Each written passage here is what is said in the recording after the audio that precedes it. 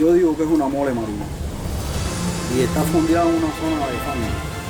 Es decir, por eso tal vez cuando uno observa la parte submarina, que ve tantos organismos, tanta estructura viva que se ha adherido a él, pues le da un valor especial.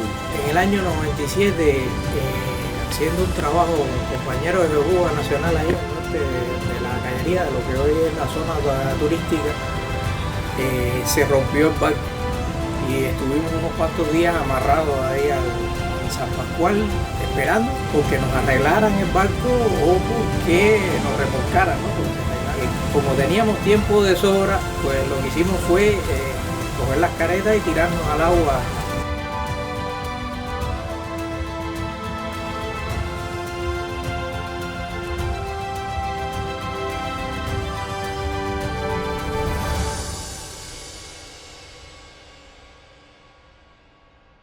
El San Pascual, único barco de hormigón armado que existe de los 4 construidos por la compañía Pacific Marine Construction en 1920, se encuentra anclado intencionalmente desde 1933 en las aguas de Cayo Francés.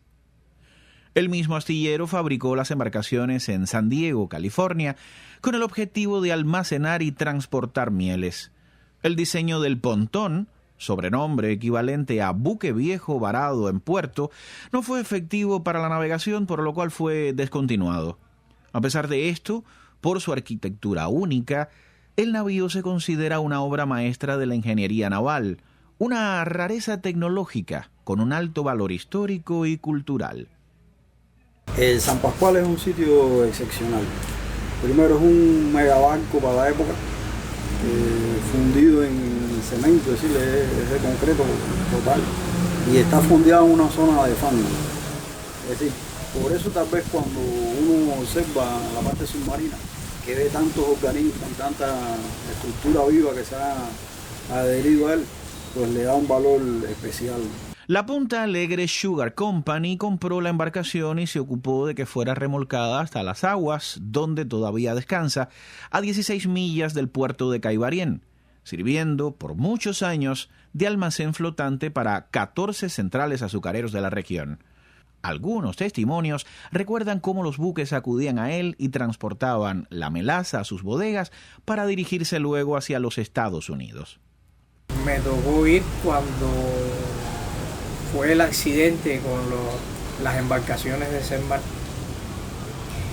y por el huracán, y recuerdo que el olor a fermentación alcohólica se sentía prácticamente desde que uno entraba a la gallería, desde Guaraná. El viento estaba del norte en ese momento y el olor casi que a central se olía en aquel momento, y eso que no salía tanto en realidad. Submarinamente es un lugar fabuloso para el buceo. Realmente hay que esperar que haya buen tiempo, marea llena, porque es un lugar revuelto de zonas de fango. Sin embargo, tiene excelentes vistas. Por ejemplo, tiene la enorme propela que tiene San Pascual, es una propela de un buque, algo que habitualmente los buceadores no vemos, porque vemos barcos más pequeños, y normalmente eso lo ven los buzos comerciales que trabajan en reparaciones de grandes embarcaciones. Tiene una pala de timón enorme, es algo que tiene más de 2 metros de alto, que también da unos buenos contraluces para imágenes, para buceo, para fotografía submarina en general. En proa está anclado a fondo con grandes anclas que están bajo fango, no se observan. Sin embargo, sus cadenas ya están bastante deterioradas. Habría que cambiarlas. Nosotros que exploramos ahora por arriba del barco también en la estructura emergida, vimos que hay una gran cantidad de cadenas almacenadas en la proa del barco. Es decir, que se pudiera cambiar todo ese sistema de anclaje y volver a ponerle cadenas nuevas. Eso es algo que puede hacer la empresa Senmar. Lo puede hacer. Sería una de las recomendaciones que daríamos para los próximos pasos a trabajar en el San Pascual. En popa, sin embargo, ya no tiene anclaje. Antes tenía 2. Se fracturaron las cadenas y lo que sí encontramos a fondo fueron las anclas. Anclas de agarre de popa que se pueden recuperar, son anclas que están funcionales porque están sumergidas no están muy oxidadas porque no reciben oxígeno atmosférico casi, solamente el oxígeno que está en el agua del mar. Entonces, creo que debería rescatarse el anclaje de proa y el anclaje de popa. Durante la Segunda Guerra Mundial, el barco fue un baluarte para la protección de la costa norte de Caibarien de los ataques alemanes. Durante el conflicto, el pontón fungió como estación naval y antiaérea para el ejército norteamericano. Cuentan que llegó a tener de 8 a 10 hidroaviones, 6 ametralladoras antiaéreas y 2 cañones instalados en la popa, y que también cumplió funciones expeditas de almacén y recinto hospitalario. En los días de la batalla de Santa Clara, recibió a los prisioneros del tren blindado y a otros cómplices de las huestes batistianas antes de su traslado definitivo a La Habana. Es decir, que si hiciéramos un plano submarino del barco, está apoyado en popa, en su ancla de popa, en el tintero, que es donde descansa la pala del timón, y está apoyado sobre su barriga, que es lo que en el buque se llama pantoja. Y su enorme proa está elevada sobre el fondo. En un ángulo de serían unos 30, 45 grados más o menos. Yo he vuelto al San Pascual muchas otras veces en 30 años de trabajo en este medio, y he visto cómo ha ido, para decirlo de alguna forma, evolucionando el propio casco. Por ejemplo, el casco tiene diadema antilaro, es una especie que se perdió en todo el Caribe, es un erizo herbívoro que se perdió en todo el Caribe, y este es uno de los lugares donde se puede encontrar en Villa Clara. Prácticamente no hay en los arrecifes coralinos, y ahí en ese lugar, que es un lugar totalmente artificial, pues existe la especie, y eso nos llama mucho la atención, porque no tiene las condiciones generales de los lugares donde esa especie está en la naturaleza.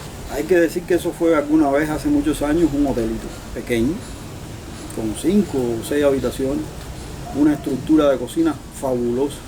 Yo participé en el montaje incluso del desagüe de los residuales de esa estructura hacia el mar. Es una tubería plástica, todavía existen residuos de esa tubería en el fondo. Algunos que sirvieron en el pontón durante esta etapa recuerdan que en su interior hacía mucho calor.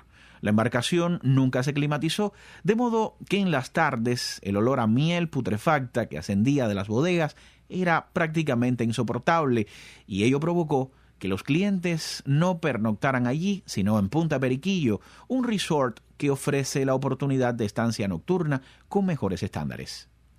¿Qué pasó con San Pascual? La idea que tengo yo. Primero fue el sueño de un inversionista que tenía rumbos, que era un soñador de apellido Manso. Y también el doctor Quiroz lo acompañó en toda esa idea de crear aquella estructura hotelera ahí, que tenía un enorme atractivo, pero estaba fuera de contexto. Es decir, no había uso público suficiente en la cañería como para mover personal turístico a ese lugar. Y se descomercializó. Luego, con la entrada de Gaviota y Almeja a la cañería, dejó de ser un interés para uso turístico, para uso de este tipo de hospedajes. Y así se fue deteriorando. Después fue víctima del saqueo de los pescadores y de todas las personas que pues tenían muchísimos recursos de valor a bordo. El proyecto de remodelación finalmente no tuvo éxito, y el San Pascual fue, una vez más, abandonado a sus memorias y leyendas, como aquella de la guasa del pontón, pez gigantesco que, cual mítico custodio de los secretos del navío, se tragaba de un tirón a los pescadores y sus capturas. Más allá de su impacto en el acervo popular de historias de hombres de mar, cabría preguntarse, ¿qué pasará con el pontón de cara al futuro? Es muy difícil decidir qué hacer con eso. En primer lugar, porque aunque ya haya contaminado con agua salada y esas cosas, las mieles son una fuente de contaminante orgánico que uno no sabe hasta dónde van a llegar.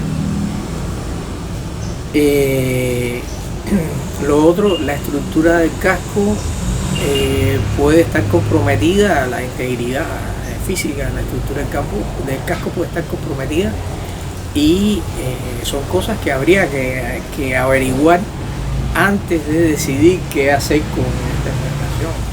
Recuperarlo es una misión. No creo que reflotarlo sea una opción, pero recuperarlo para un buceo especializado puede ser una de las opciones. Recuperar su estructura emergida, un poco para que la visual que tiene no sea tan agresiva a la vista, paisajísticamente hablando, creo que también es algo que se puede hacer.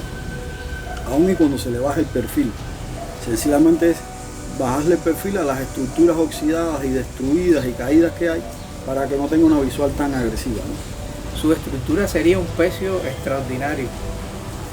¿Por qué en una construcción de concreto? Un sustrato duro, apropiado para que se críen muchos organismos. La parte sumergida está llena de organismos marinos de distintos tipos, hasta corales.